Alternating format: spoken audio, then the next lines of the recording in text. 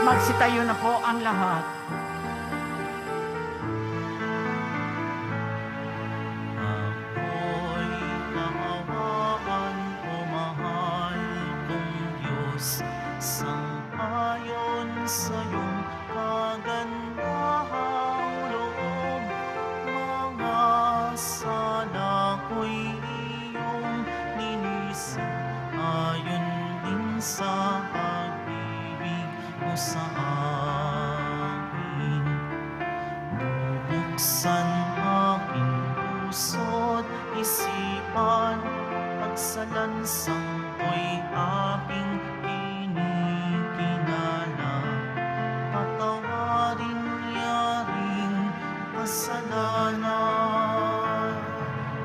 Ako'y kawaan o mahal kong Diyos, sang-ayon sa iyong kagandahang loob. Mga sala ko'y iyong linisin, ayon din sa pag-ibig mo sa akin. Sa ngalan ng Ama at ng Anak at ng Espiritu Santo, Amen. ang pagpapala at kapayapaan mula sa Diyos na Ama natin at sa Panginoong Heso Kristo naway sumainyo. At sumayo rin.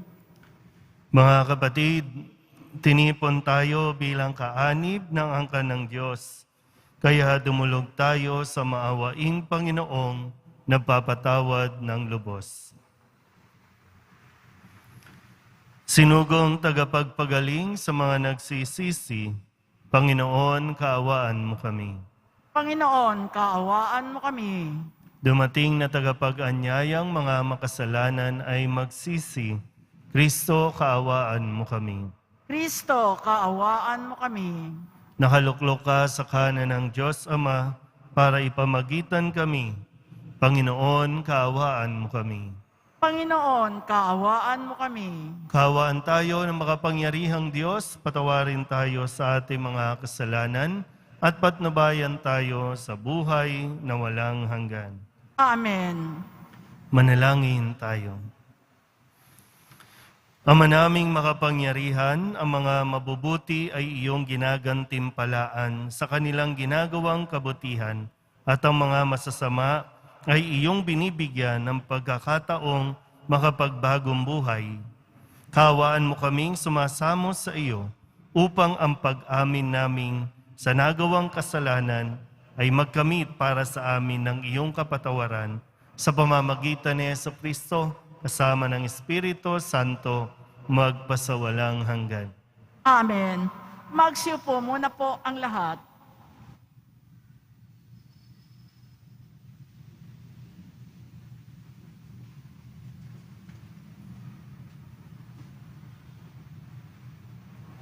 Pagbasa mula sa aklat ni Propeta Isaias. Sabi ng Panginoon sa kanyang bayan, sa araw ng pagliligtas sa iyo ay lilingapin kita, patutugunin ang paghingi mo ng saklolo. Babantayan kita at iingatan. Sa pamamagitan mo'y gagawa ako ng tipan sa mga tao, ibabalik kita sa sariling lupain. Sa gayon ay walang kaayusan. Palalayain ko ang nasa bilangguan at bibigyan ng liwanag ang nasa kadiliman. Sila'y matutulad sa mga tupang nanginginain sa magandang pastulan. Hindi sila magugutom at mauuhaw. Hindi rin daranas na matinding init ng sikat ng araw at sa disyerto. Sapagkat papatnubayan sila noong isang nagmamahal sa kanila. Sila'y ihahatid niya sa bukal ng tubig. Gagawa ako ng lansangan sa gitna ng mga bundok, at ako'y maghahanda ng daan para siyang daanan ng aking bayan. Darating ang bayan ko buhat sa malayo, mula sa hilaga at sa kanluran, gayon din sa Sevene sa timog. Kalangitay umawit ka, lupa, ikaw ay magalak. Gayon din ang mga bundok, pagkat inaaliw ng Panginoon ang kanyang hinirang. Sa gitna ng hirap ay kinahabagan. Ang sabi ng mga taga-Jerusalem, pinabayaan na tayo ng Panginoon. Nakalimutan na niya tayo. Ang sagot ng Panginoon, malilimot kaya ng ina ang sarili niyang anak? Hindi kaya niya mahalin ang sanggol na iniluwal?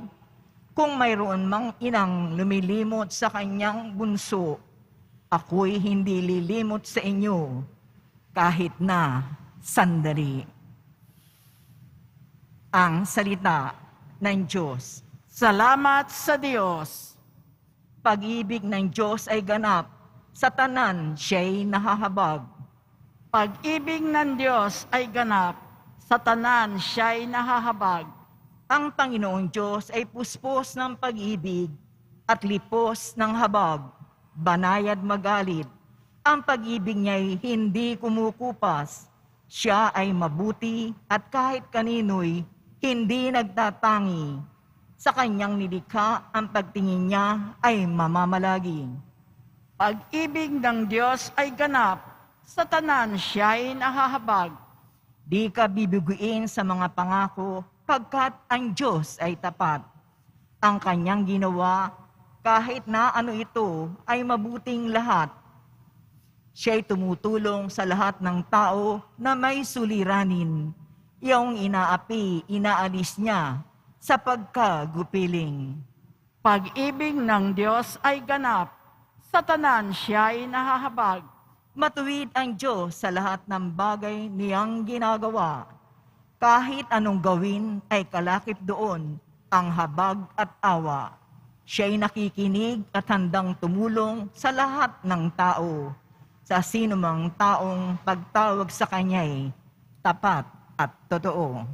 Pag-ibig ng Diyos ay ganap, sa tanan siya'y nahahabag. Magsitayo po ang lahat.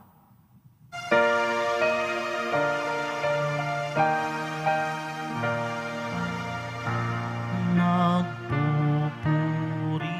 kami sa'yo, Panginoong Jesucristo.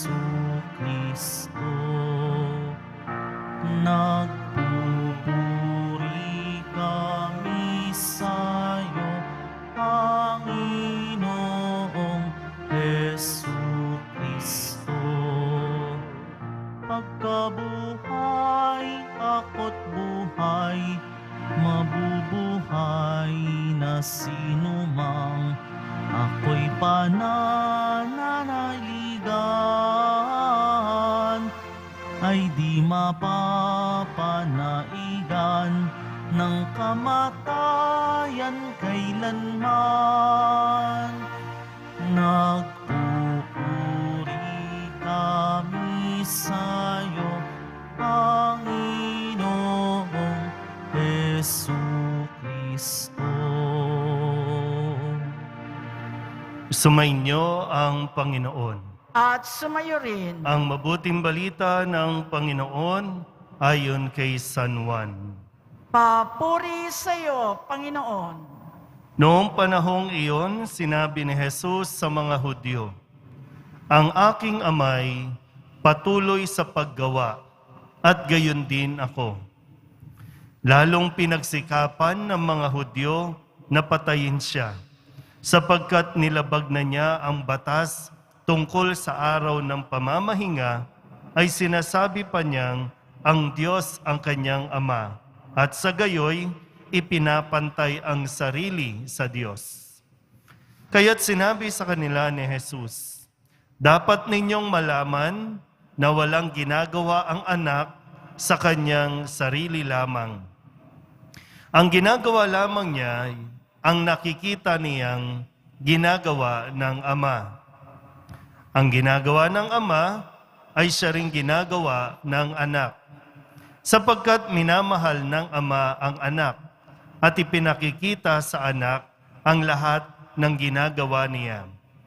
At higit pa sa mga ito ang mga gawang ipakikita sa kanya ng ama at manggigilalas kayo.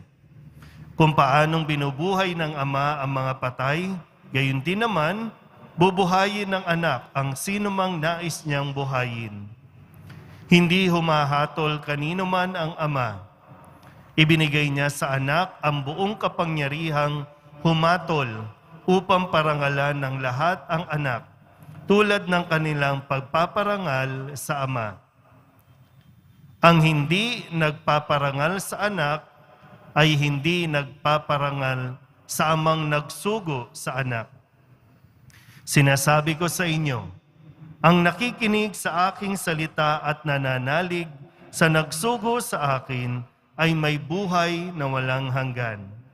Hindi na siya hahatulan, kundi inilipat na sa buhay mula sa kamatayan. Tandaan ninyo, darating ang panahon, ngayon na nga, na maririnig ng mga patay ang tinig ng anak ng Diyos at ang makinig sa Kanya ay mabubuhay. Ang Ama ang may kapangyarihang magbigay buhay at ang anak ay binigyan niya ng kapangyarihang magbigay buhay. Binigyan din siya ng kapangyarihang humatol sapagkat siya ang anak ng tao. Huwag ninyo itong pagtakhan sapagkat darating ang oras na maririnig ng mga patay ang kanyang tinig. Sila'y muling mabubuhay at lalabas sa kinalilibingan nila. Lahat ng gumawa ng mabuti ay pagkakalooban ng buhay na walang hanggan, at lahat ng masama ay parurusahan. Wala akong ginagawa sa sarili ko lamang. Humahatol ako ayon sa sinasabi sa akin ng Ama. Kaya't matuwid ang hatol ko. Hindi ang sarili kong kalooban ang aking sinusunod, kundi ang kalooban ng nagsugo sa akin. Ang mabuting balita ng Panginoon. Pinupuri ka namin, Panginoong Heso Kristo. Magsiupo muna po ang lahat. Isang magandang araw po sa inyong lahat. At napakatingkad po ng mga salita na ibinigay po sa atin sa araw na ito. Mayroon po tayong Diyos. Hindi lang basta Panginoon, kundi nagpapahayag na ang Panginoong ito ay maituturing natin at dapat nating ituring bilang Ama, Tatay, Father. Yung pagmamahal ng Ama na ipinapaliwanag dito, lalo na binanggit sa unang pagbasa sa aklat ni Propeta Isaías, sabi po dito, kung mayroon man inang lumilimot sa kanyang anak o bunso, ako'y hindi lilimot sa iyo kahit na sandali. Sa Ebanghelyo, matapos po na batikusin si Jesus, na halos ipatayin na dahil sa pag-aakusa ng mga tao na nilalabag niya ang utos ng araw ng pamamahinga at ngayon ay ipinapantay ang kanyang sarili sa pagsasabing ang kanyang ginagawa ay ayon sa ipinagagawa ng kanyang Ama, ang Diyos.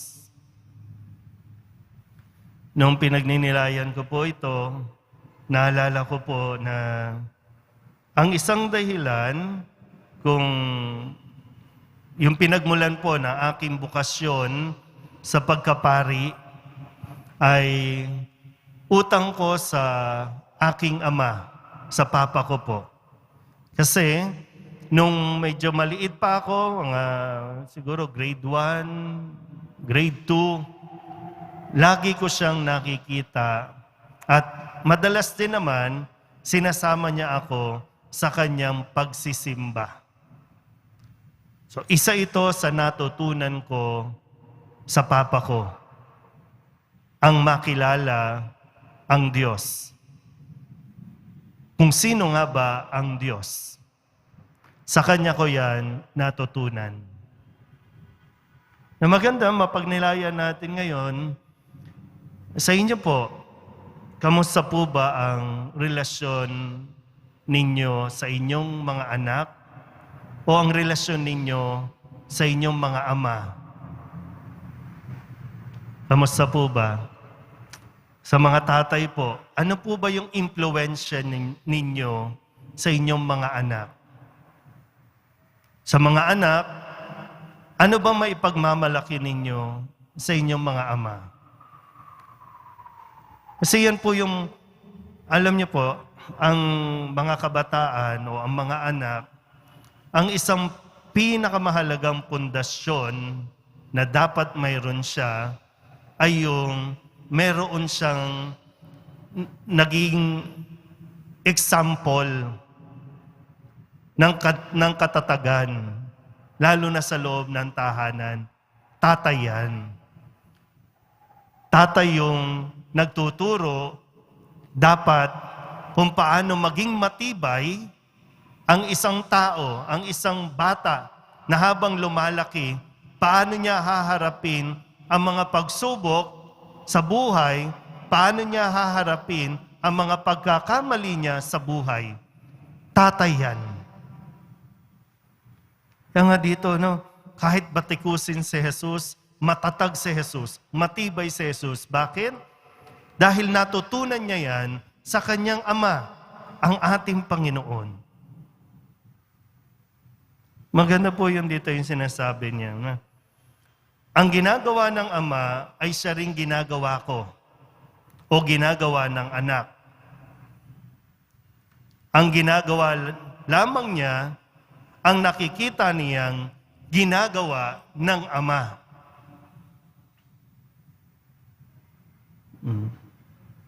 Ano ba? Ano po ba ang nakikita? Sa mga tatay po na naririto, tatay ka na ngayon. Dati, anak ka lang. Pero ngayon, mayroon ka na ring anak. Baka kasi hindi natin masyadong binibigyan ng importansya o pagpapahalaga kung ano ang nakikita sa iyo ng iyong anak.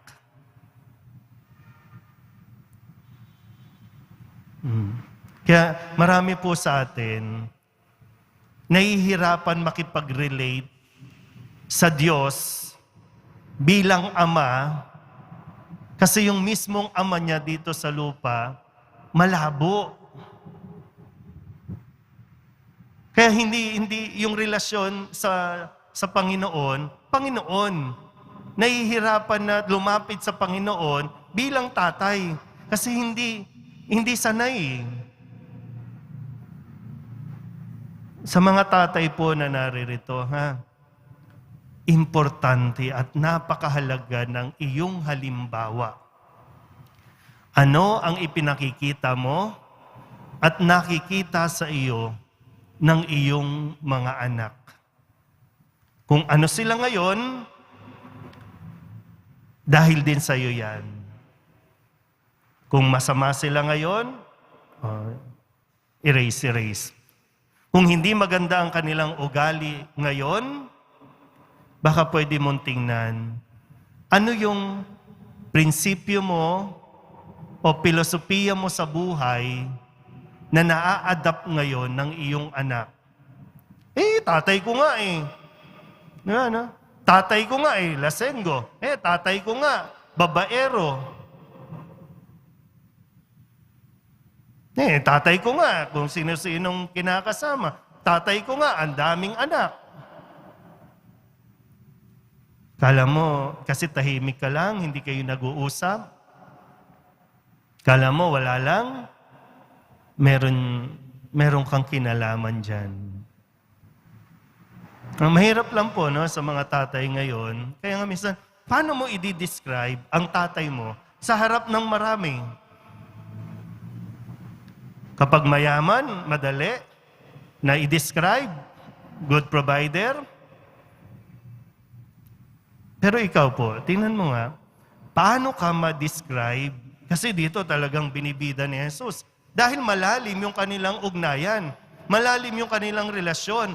Bago pa man sumalang sa misyon si Jesus, may pundasyon na si Jesus sa kanyang ama. Yung ama sa kanyang anak. Kaya kahit anong paninira, hindi natitinag si Jesus. Sa ngayon, nasaan ang mga tatay? Yung iba, aalis, tulog pa ang anak. Uuwi, tulog na rin ang anak sa kakatrabaho. Yung iba naman, nasaan yung tatay? Nasa ibang bahay. Hindi nga kinakausap yung anak. Sinong magpapayo sa mga anak tungkol sa usapin ng pagiging lalaki? Seryosong misyon at responsibilidad po ang iniatang sa inyo ng Panginoon. Pwede nga po, sa pamantayan ng tao, minsan nauhusgahan natin ang bawat isa. Bakit siya naging tatay? Parang hindi siya dapat naging tatay. Kasi ang daming pagkukulang, ang daming kahinaan.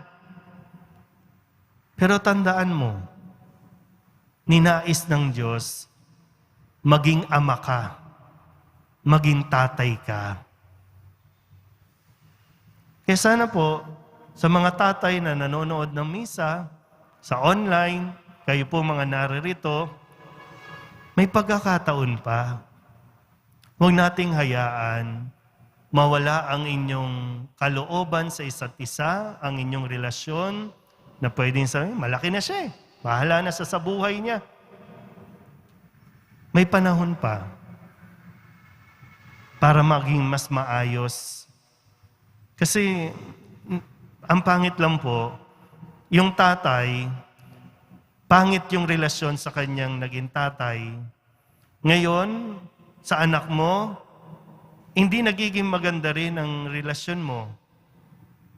Apo mo, magiging tatay din.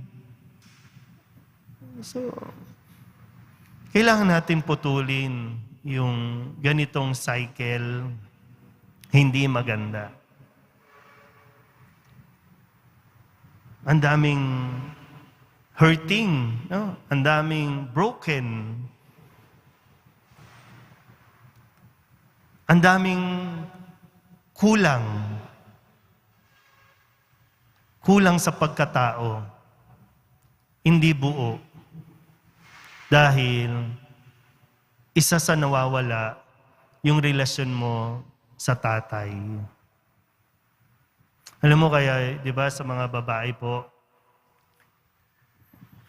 minsan nang pinagsisimulan ng pag-aaway ninyong mag-asawa, tandaan niyo po ha, kapag nakikita na ng babae yung halimbawa na nakita niya sa tatay niya na hindi maganda, na ginagawa na ng asawa niya, natitrigger. Hindi lang mapangalanan. Bakit ka binubungangaan? Bakit ka inaaway? Naaalala niya, baka naaalala niya yung ugali ng tatay niya at nakikita sa iyo. Kaya lang hindi kasi pinag-uusapan, hindi na be-verbalize, kaya hindi nagkakaintindihan. So, nauulit lang. Dahil hindi na makaya, naririndi na yung lalaki doon sa pagsasabi ng babae, maghihiwalay, maiiwan na naman yung anak, sa kanya naman mangyayari yung nararamdaman natin. Sana po, no? Kung paanong si Jesus ay natuto sa kanyang ama, naging matatag, lumapit tayo sa kanya ring ama. Handa niya tayong tulungan, hindi niya tayo lilimutin. Pero eto na yung sitwasyon mo, andyan na yan, tutulungan naman tayo ng Panginoon para makaya din natin at muli tayong makabangon muling maayos ang relasyon natin sa ating mga ama. Amen? Magsitayo na po ang lahat. Habang inilalapit natin ang ating mga kahilingan sa dambana ng Diyos, hingin natin ng lakas at pananampalataya upang makasunod sa Kanyang kalooban. Ang ating pong itutugon, Ama, Ikaw ang lahat sa amin. Ama, Ikaw ang lahat sa amin. Ang simbahan naway maging gabay ng kanyang mga kasapi sa daan ng kabutihan at dalhin sila sa pag-ibig ng Diyos. Manalangin tayo. Ama, Ikaw ang lahat sa amin. Atin nawang talikuran ang kasalanan ng buong puso at maging masunurin sa mga batas ng Diyos. Manalangin tayo. Ama, Ikaw ang lahat sa amin. Ang lahat ng nagdaranas ng pagsubok at pag-uusig dahil sa kanilang pananampalataya, naway magtiyaga at magtiwala sa Diyos. Manalangin tayo. Ama, Ikaw ang lahat sa amin. Atin nawang masundan ang halimbawa ni Jesus at makiayon tayo sa kalooban ng Diyos. Manalangin tayo. Ama, Ikaw ang lahat sa amin. Patuloy din nating sama sa ating panalangin ang kapayapaan at kaligtasan ng mga tao sa Ukraine, ganun din ang kalinawan ng pag-iisip ng Russia sa kanila pong mga desisyon. At lahat po ng mga misang pasasalamat, special na intensyon at mga kaluluwa na inihiling na ipagdasal sa misang ito.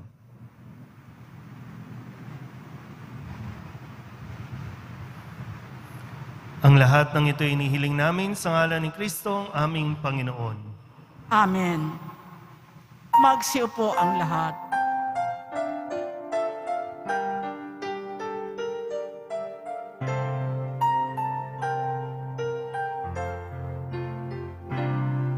Sa'yo, Ama, aming handog ang tinapay at alak na ito, handog ng iyong bayang sumasamot, humihingi ng patawad mo. Magsitayo na po ang lahat. Manalangin kayo mga kapatid upang paghahain natin ay kalugdan ng Diyos sa mga makapangyarihan. Tanggapin nawa ng Panginoon itong paghahain sa iyong mga kamay sa kapurihan niya at karangalan sa ating kapakinabangan at sa buong sambayanan niyang banal. Ama naming lumikha, ang paghahain ito naway maganap sa ikapagpapatawad ng mga kasalanan at sa ikapagkakamit namin ng bagong buhay at kaligtasan sa pamamagitan ni Jesucristo kasama ng Espiritu Santo magpasawalang hanggan. Amen. Sumainyo ang Panginoon. At sumayo rin, Itaas sa Diyos ang inyong puso at diwa. itinaas na namin sa Panginoon. Pasalamatan natin ang Panginoong ating Diyos. Marapat na siya ay pasalamatan. Ama naming makapangyarihan, tunay ngang marapat na ikaw ay aming pasalamatan sa pamamagitan ni Jesucristo na aming Panginoon. Sa pagbabakasakali mong kami bubuti, isinugo mo si Jesucristo upang pangunahan kami. Bilang pagsunod sa iyong atas na bigay, ipinahayag ng iyong anak ang iyong kalooban na ang mga apit-dukha ay kanyang damayan. Ngayon ay iyong inihahandog ang pagkakataong aming maisaloob ang kanyang ganap at kusang paglilingkod upang sa iyo'y lagi kaming makasunod.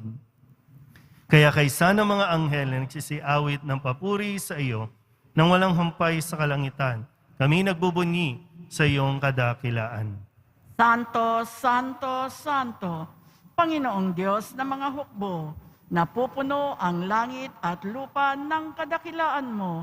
Usana sa kaitaasan, pinagpala ang naparirito sa ngalan ng Panginoon. Usana sa kaitaasan, magsiluhod po ang lahat. Ama naming banal, ikaw ang bukal ng tanang kabanalan.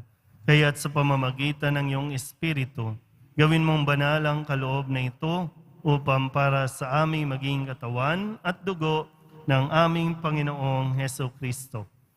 Bago niya pinagtiis ang kusang loob na maging handog, inawakan niya ang tinapay, pinasalamatan kaniya, pinaghati-hati ni iyon, iniabot sa kanyang mga alagad at sinabi, "Tanggapin ninyong lahat ito at kanin, ito ang aking katawan na iahandog para sa inyo."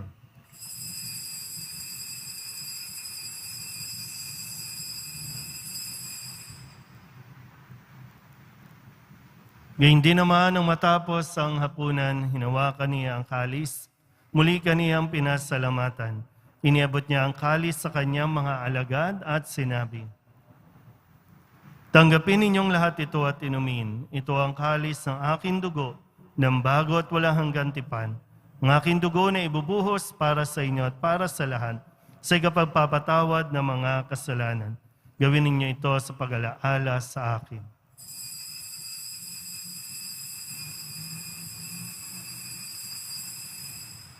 Magsitayo na po ang lahat. Ipagbunyi natin ang misteryo ng pananampalataya. Si Kristo'y namatay, si Kristo'y nabuhay, si Kristo'y babalik sa wakas ng panahon. Ama, ginagawa namin ngayon ang pag-alaala sa pagkamatay at muling pagkabuhay ng iyong anak, kaya tiniaalay namin sa iyo ang tinapay na nagbibigay buhay at ang kalis na nagkakaloob ng kaligtasan. Kami napapasalamat dahil kami iyong minarapat na tumayo sa harap mo para maglingkod sa iyo. Isinasamo namin kami magsasalo-salo sa katawan at dugo ni Kristo ay mabuklod sa pagkakaisa sa pamamagitan ng Espiritu Santo. Ama, lingapin mo ang iyong simbahang laganap sa buong daigdig. Puspusin mo kami sa pag-ibig kaysa ni Francisco na aming Papa at ni Jose na aming Obispo at ng Tanang Kaparian. Alalahanin mo rin ang mga kapatid naming nahimlay na may pag-asang sila'y muling mabubuhay, gayon din ang lahat ng mga pumanaw.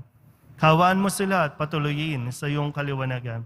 Kawaan mo at pagindapating kaming lahat na makasalo sa iyong buhay na walang wakas. Kaysa ng mahal na Birhen Maria na Ina ng Diyos, ng kabiyak ng puso niyang si San Jose. Kaysa ng mga apostol at ng lahat ng mga banal na namuhay dito sa daigdig ng kalugod-lugod sa iyo, may pagdiwang nawa namin ang papupuri sa kararangal mo sa pamamagitan ng iyong anak na aming Panginoong Heso Kristo. Sa pamamagitan ni Kristo, kasama niya at sa Kanya, ang lahat ng parangal at papuri ay sa iyo, Diyos amang makapangyarihan, kasama ng Espiritu Santo, magpasawalang hanggan.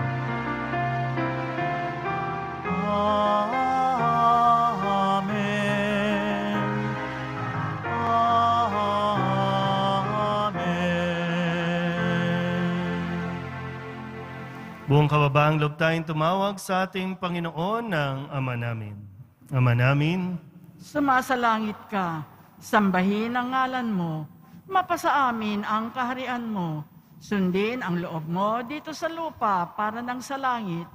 Bigyan mo kami ngayon ng aming kakanin sa araw-araw at patawarin mo kami sa aming mga sala para nang pagpapatawad namin sa nagkakasala sa amin, at huwag mo kaming ipahintulot sa tukso at iadya mo kami sa lahat ng masama. inihiling namin kami iadya sa lahat ng masama, pagkalooban ng kapayapaan araw-araw, iligtas sa kasalanan at ilayo sa lahat ng kapahamakan, samantalang aming pinananabikan ang dakilang araw ng pagpapahayag ng tagapagligtas naming si Heso Kristo.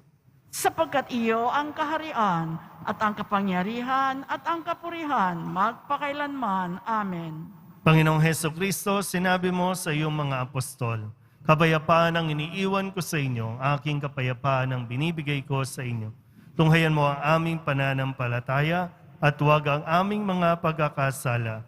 Pagkalooban mo kami ng kapayapaan at pagkakaisa ayon sa iyong kalooban, kasama ng Espiritu Santo, magpasawalang hanggan." Amen. Ang kapayapaan ng Panginoon ay laging sumainyo. At sumayo rin. Magbigayan po tayo ng kapayapaan sa isa't isa.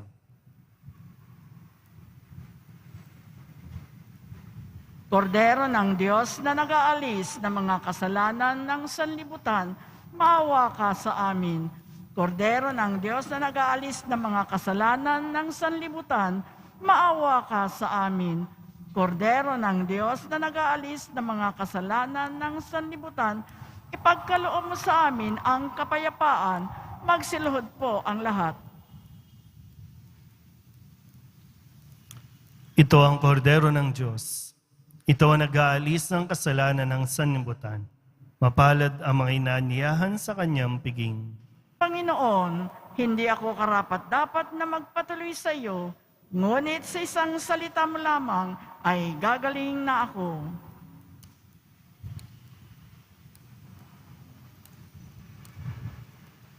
Katawan ni Kristo, Amen.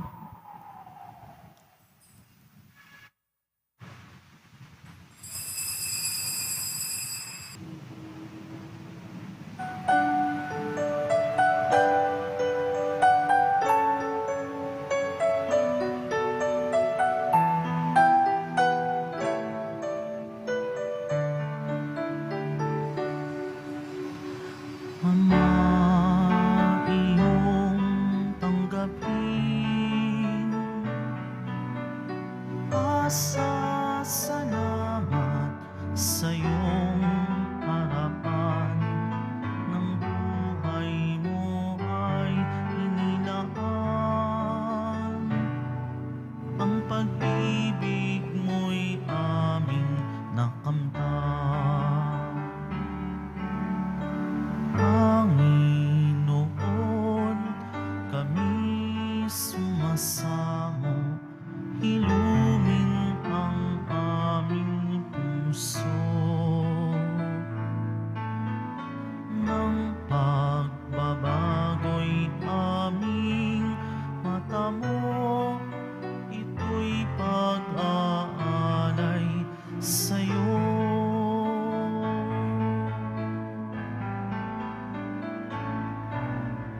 Ama, iyong tanggapin. Pasasalamat sa iyong harapan. Ng buhay mo ay inilaan. Ang pag-ibig mo'y aming nakamtan. Aming Ama, kami patawarin sa aming pagkakasala. At tanggapin itong aming hiling, nais namin ikaw ay mahalin.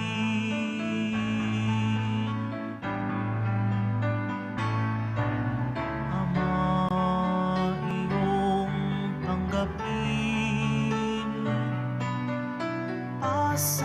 Pasasalamat sa iyong harapan. Ng buhay mo ay inilaan. Ang pag-ibig mo'y aming nakamtan.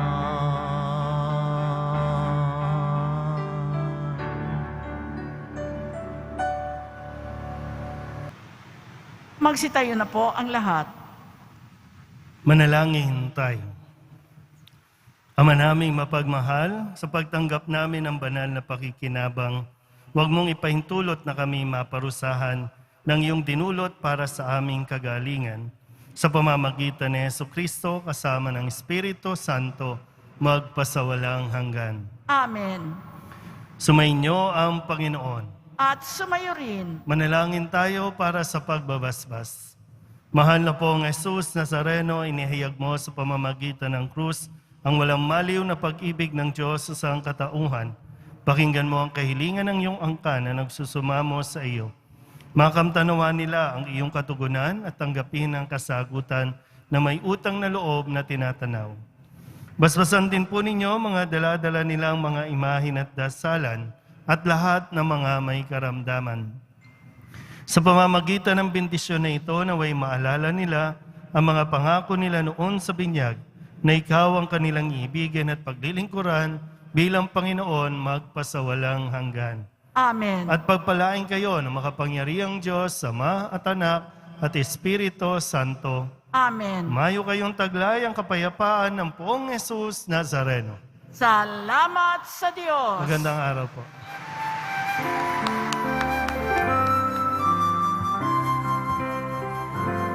Nuestro Padre Jesus Nazareno, sinasamba ka namin. Pinipintuho ka namin. Aral mo ang aming buhay at kaligtasan. Nuestro Padre Jesus Nazareno, iligtas mo kami sa kasalanan. Ang krus mong kinamatayan ay sagisag ng aming kaligtasan. Nuestro Padre Jesus Nazareno, dinarangal ka namin. Nuestro Padre Jesus Nazareno, nilulwalhati ka namin. Nuestro Padre Jesus Nazareno, dinarangal ka namin. Nuestro Padre Jesus Nazareno,